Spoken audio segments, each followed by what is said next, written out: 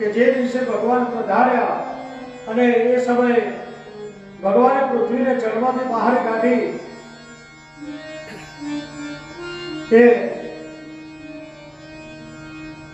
એ પૃથ્વીને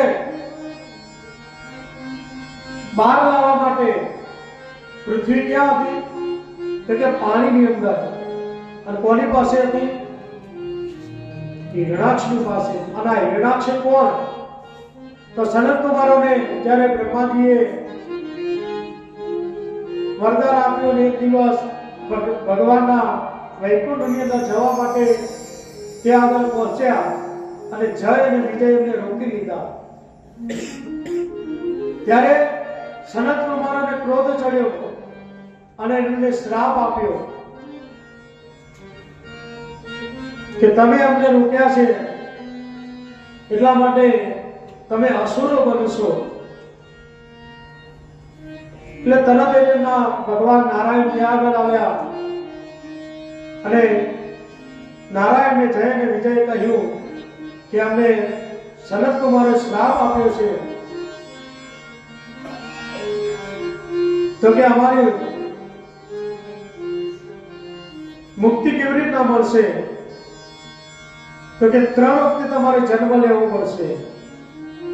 પહેલા નંબરની અંદર હિરણાક્ષ અને હિરણ્યકશિપુ બન્યા. રામાવતારની અંદર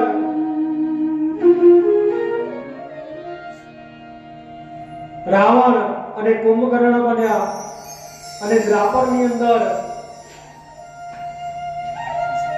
શિશુપાલ અને દંતવક્ર બન્યા. તો કે અમારો ઉદ્ધાર કેવી રીતના થશે? તો કે નારાયણના દ્વારા તમારો ઉદ્ધાર થશે. તો અહીંયા બ્રહ્માજી વરા અવતાર એ ખાલી ભૂલ શું કરે?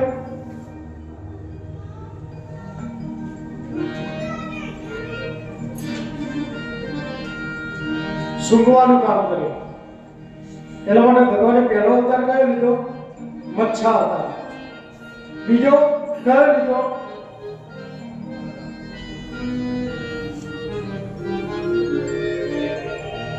કુર્મ અવતાર આવશે. એ ભગવાને જ્યારે સમુદ્ર મંથન કર્યું ત્યારે અને વરા કહેતા ભૂલ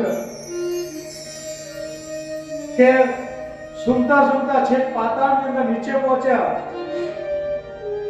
અને ત્યાં જઈને જોયું તો હિરણાક્ષની પાસે પૃથ્વી હતી અને પૃથ્વીને